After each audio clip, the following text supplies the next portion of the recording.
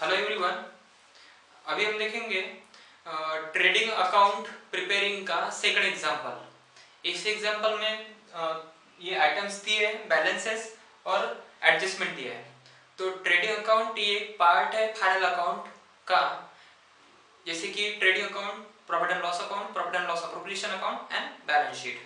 तो आइए देखते हैं ट्रेडिंग अकाउंट। सबसे पहले example, prepare trading account of Messrs. Suresh trader for the year and 31 मार्च 2019।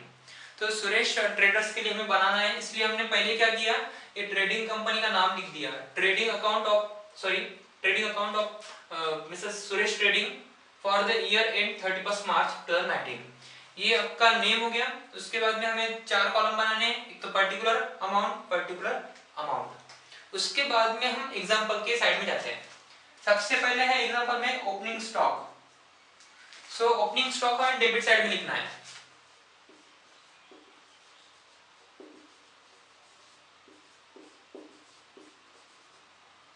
ये हो गया 1 लाख।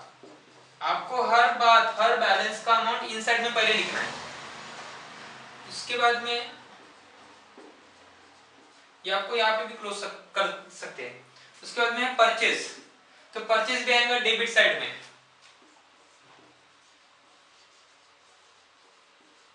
परचेस है 6,72,000।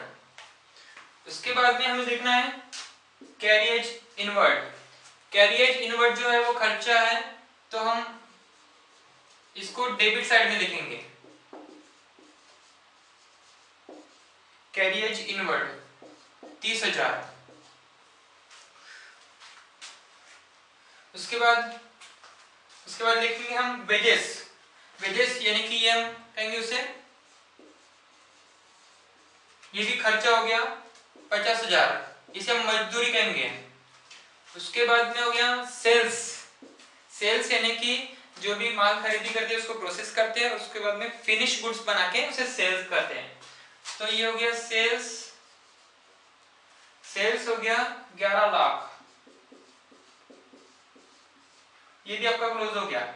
उसके बाद में लिखना है रिटर्न इनवर्ड यानी कि सेल्स करने के बाद जो वापस आ रहा है, इनवर्ड हो रहा है, इनसाइड हो रहा है या इनवर्ड हो रहा है, तो उसे हम क्या कहेंगे, सेल्स रिटर्न। आपको ध्यान रखना है रिटर्न इनवर्ड यानी सेल्स रिटर्न इनवर्ड। ये हो गया 1 लाख। इसे क्लोज करना है, लिखना है 10 लाख। इसके बाद में रिटर्न आउटवर्ड यानी कि जो भी परचेस करते हैं, परचेस करने के बाद डिफेक्टिव निकलता है गुड्स या रॉ मटेरियल, तो उसे वापस भेजा जाता है। तो जो भेजा जाता है बाहर, बिजनेस के बाद, ट्रेडिंग के बाद, उसे हम आउटवर्ड कहते हैं। तो हमको क्या करना है, परचेस में डिडक्ट करना है रिटर्न आउटवर्ड। कितना हो गया, ये हो गया 72,000, इसमें हो गया 6 लाख, ये भी हो गया। उसके बाद में हमें देखना है क्लोजिंग स्टॉक। एडजस्टमेंट में आपको बताया गया कि एडजस्टमेंट के 2 इफेक्ट होते हैं, एक तो एक बैलेंस शीट में और एक प्रॉफिट एंड लॉस या फिर नेट ट्रेडिंग अकाउंट में। तो सबसे पहला इफेक्ट इसका क्लोजिंग में यानी कि क्रेडिट साइड में आएगा, क्लोजिंग स्टॉक, ये हो गया 2 लाख।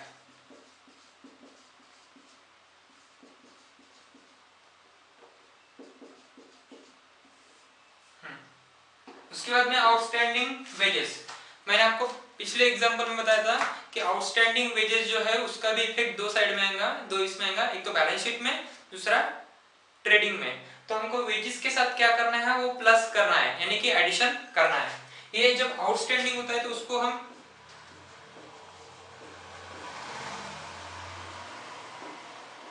आउटस्टैंडिंग यानी कि हम उसको कहेंगे पेंडिंग, कि अब तक हमने उसको पे नहीं किया है।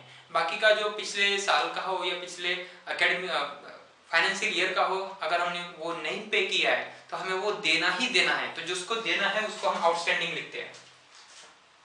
ये हो गया 10,000, टोटल हो गए 60,000। इसको भी हमें क्लोज करना है 30,000। ये भी अमाउंट क्लोज, ये भी, ये भी, ये भी, इसके बाद ये और ये सभी जो हो गए। अभी हमें क्या करना है, एक तो एक साइड दूसरी साइड हमें देखना है। तो दो साइड में से क्रेडिट साइड ज्यादा आ रही है, ये हो गया टोटल 12 लाख।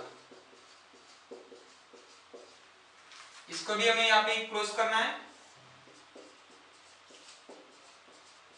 उसके बाद में इसका एडिशन करना है हमें।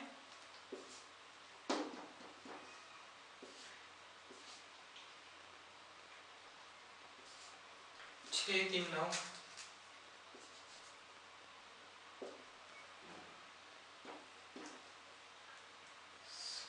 7 लाख 90। अभी ये 12 लाख में से अगर हम माइनस करते हैं 0 0 0 0, 10 में से 9 गया 1, बाकी बचे 12 में से 8 गए 4, तो ये बच गए 4,10,000। ये जो 4,10,000 बचते हैं ये हुआ हमारा gross profit transfer to P&L account. तो ये आपका जो हो गया ट्रेडिंग अकाउंट। जो ये साइड में आता है वो ग्रॉस प्रॉफिट है, क्योंकि ये इनकम में से एक्सपेंडिचर कम है। अगर मान लीजिए एक्सपेंडिचर साइड ज्यादा होती इनकम में से, तो हम बोलेंगे कि हम इसे एक्सपेंडिचर भी नहीं कह सकते, इसे हम कहेंगे या फिर परचेसिंग ज्यादा हो गया, परचेसिंग प्लस खर्च ज्यादा हो गया इनकम में से, तो ये ग्रॉस लॉस होगा।